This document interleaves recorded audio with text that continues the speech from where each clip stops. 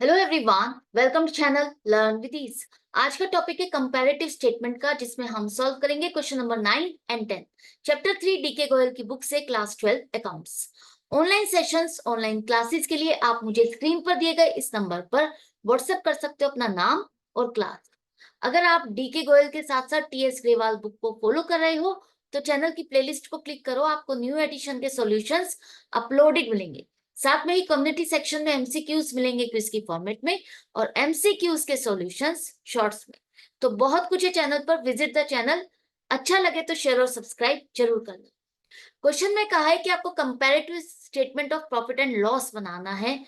इसका मतलब है आपको 2 सालों का कंपैरिजन करना है कि पिछले साल मेरी सेल कितनी थी, इस साल कितनी हुई, इंक्रीज हुई तो कितनी परसेंट इंक्रीज हुई, खर्चे हमारे कितने थे पिछले साल और इस साल, तो वो इंक्रीज हुए डिक्रीज हुए, ये सारे आपको कंपैरिजन करना है। कैसे करोगे?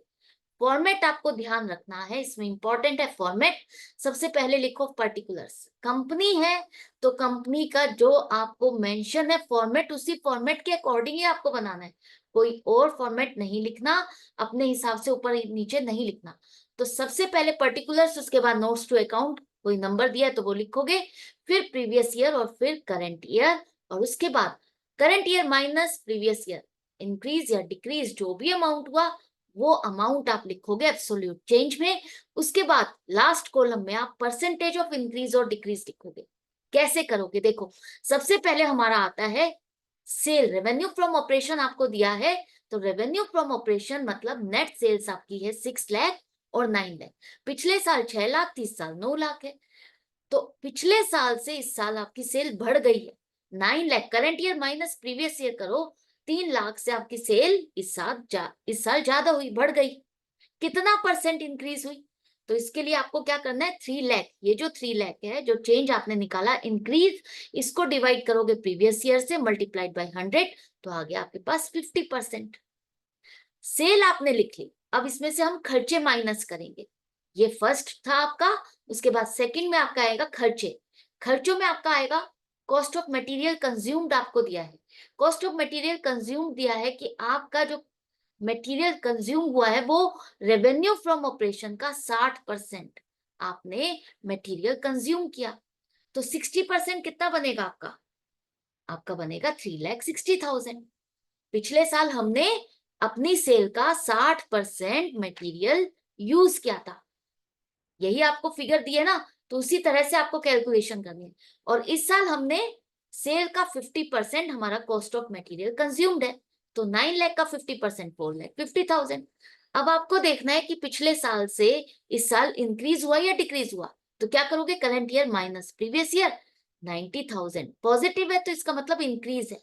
कितना percent increase? 90,000 divided by 3,60,000 multiplied by 100, 25% आपका ये इंक्रीज हुआ, ये खर्चा पिछले साल से बढ़ गया है।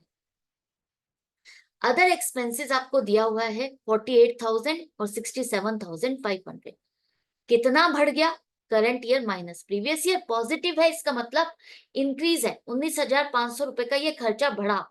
कितना percent? 19,500 divide by 48,000 multiplied by 100, 40.63%। अब टोटल एक्सपेंस आपके हो जाएंगे, उसके बाद आप लिखोगे, ये तो नेट सेल है, उसके बाद जितने खर्चे हुए उनको टोटल एक्सपेंस भी लिखोगे आप, 4,08,000, और यहाँ इस साल हुआ 5,17,500।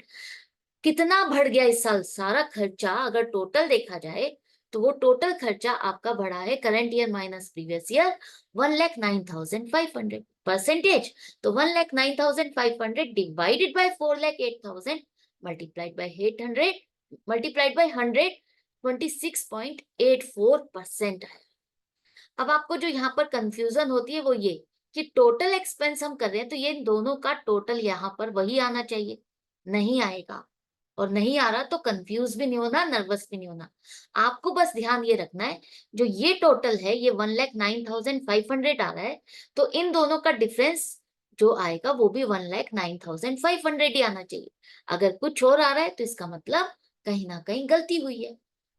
टोटल एक्सपेंस है और सेल है, अगर हम सेल में से खर्चे को माइनस कर देंगे, सारे खर्चों को माइनस कर देंगे, तो हमारे पास आ जाएगा प्रॉफिट बिफोर टैक्स। तो ये आपका आ जाएगा थर्ड, प्रॉफिट बिफोर टैक्स आपके पास आ गया 6 लाख माइनस 4 लाख 8,000, 1,92,000। पिछले साल हमें इतना प्रॉफिट हुआ और इस साल 9 लाख माइनस 5,17,500, 3,82,500।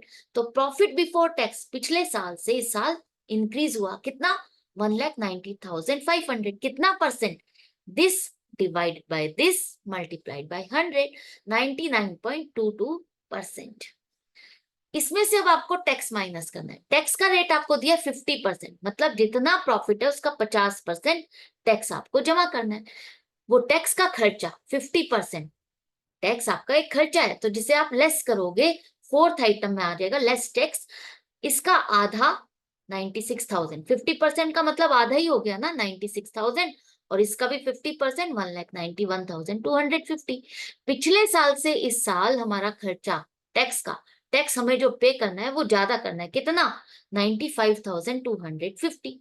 कितना परसेंट इंक्रीज हो गया आपका tax, 95,250 divided by 96,000 multiplied by 100, 99.22।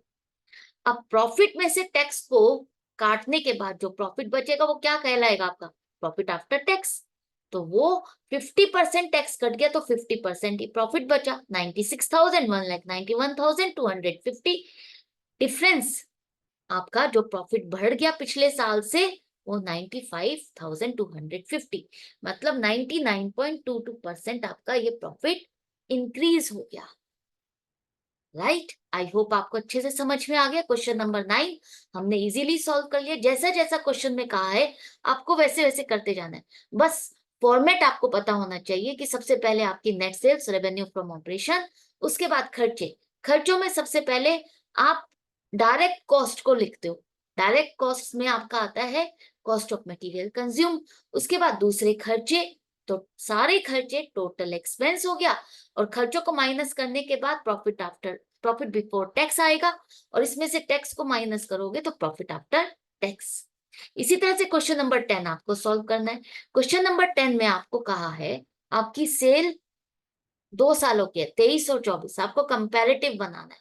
तो कंपैरेटिव बनाने के लिए फॉर्मेट वही रहेगा, सबसे पहले पर्टिकुलर्स, फिर नोट्स, फिर प्रीवियस ईयर, फिर करंट ईयर, और फिर एब्सोल्यूट चेंज मतलब अमाउंट, चेंज ऑफ अमाउंट, फिर परसेंटेज ऑफ चेंज। राइट, अब पहले आपका रेवेन्यू फ्रॉम ऑपरेशन मतलब नेट सेल्स जो आपको क्वेश्चन में दी है।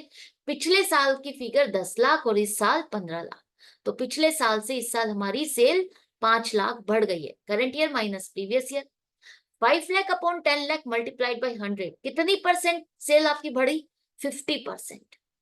अब ये तो आपकी सेल हो गई, ये इनकम हो गई, इसमें से हमें खर्चे माइनस करने। तो लेस एक्सपेंस में आपको कहा है cost of revenue from operation, वो कैसे निकाला, ये तो कोई परसेंट दी ही नहीं है। आपको ग्रॉस प्रॉफिट दिया है कि आपको जो पिछले साल ग्रॉस प्रॉफिट हुआ था वो 40% हुआ था। तो अगर हम सेल में से ग्रॉस प्रॉफिट को माइनस कर देंगे तो हमारे पास क्या आ जाएगा, कॉस्ट ऑफ गुड्स सोल्ड।